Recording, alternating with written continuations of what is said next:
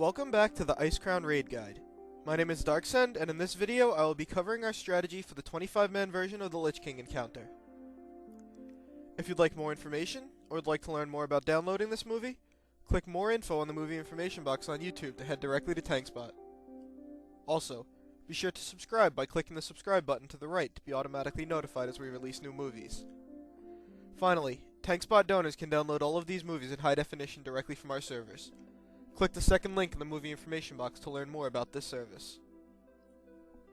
This fight consists of 3 main phases, with 2 transitional phases occurring at 70 and 40%. We used 2 tanks, and our healers were 2 paladins, a druid, a shaman, and 2 priests, 1 discipline and 1 holy. The most important thing about phase 1 is how you handle the necrotic plague. By using this strategy, we never got a 3rd shambling. You completely ignore the ghouls and the shamblings and focus all DPS on Lich King to push him as fast as possible to 70%. The ghouls will die either to normal melee AoEs such as Whirlwind, or as fodder for the off-tank stacking up the plague. Our off-tank was a Death Knight, and was death gripping the shamblers to himself. But if you do not have a Death Knight tank, make sure he gets MD'd to avoid shockwaving the raid while positioning.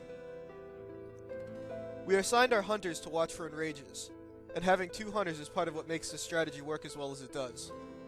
Assign 1 to the first one, and 1 to the second one.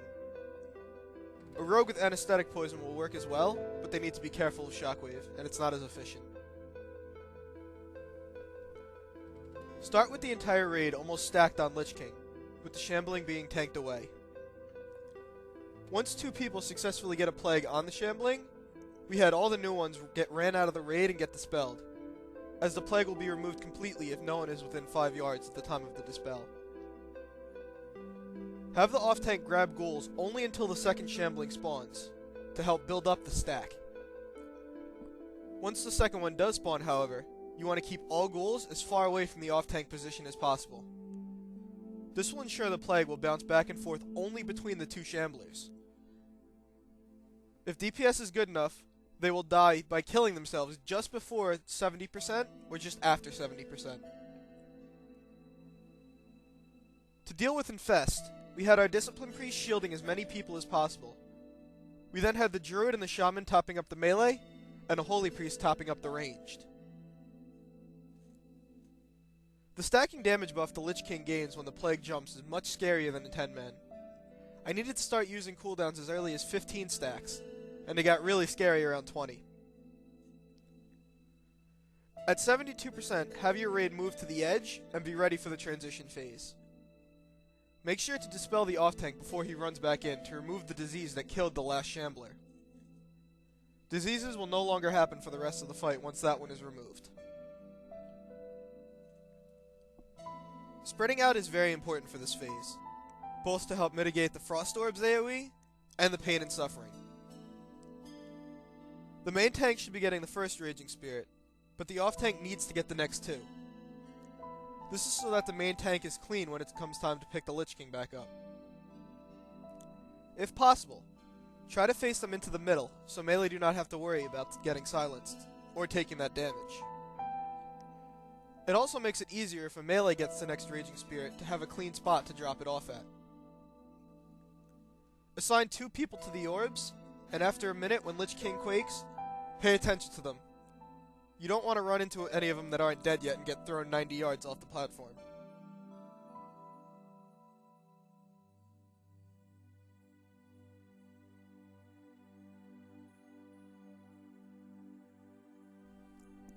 I was always given a cooldown as we were running back in, usually a Guardian Spirit. It is very silly to wipe here because your tank just gets 1 shot running back in. There will likely be 2 Raging Spirits still up, although 1 will probably be almost dead at this point. Focus on them until the Valkyries come up. In 25 men, there are 3 of them, so make sure to assign redundant slows to each one of them in case the slower gets picked up. Ideally, depending on how good or bad you are with the file, the tank should be dead center of the platform, with the entire raid stacked up right behind him. The reason you do this is because the Valkyries will always fly to the nearest edge.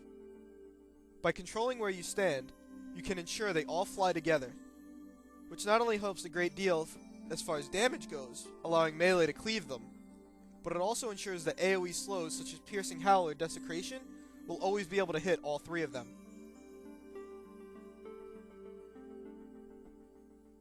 Phase 2 is all about properly handling Defiles and making sure the Valkyries are slowed. The person getting targeted by Defile is rarely the reason it will grow.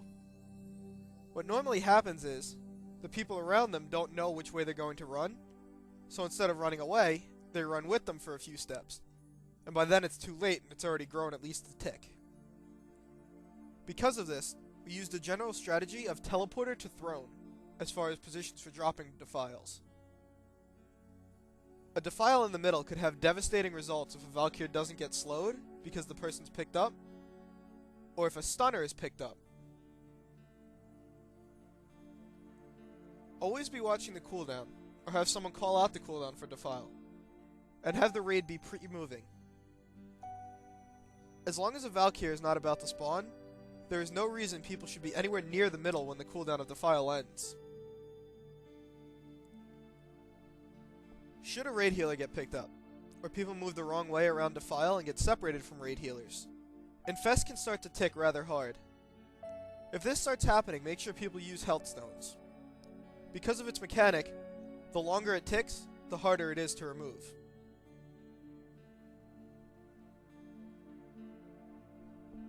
We decided using a taunt rotation for Soul Reaper would just make things much easier in the long run. It also has the added benefit of letting you save cooldowns, say, in case a tank healer gets picked up, instead of being forced to use them at specific times, and then not having them when you actually need them. Furthermore, more often than not, Soul Reaper will line up with Defile. This can be very disastrous if you get separated from your healers.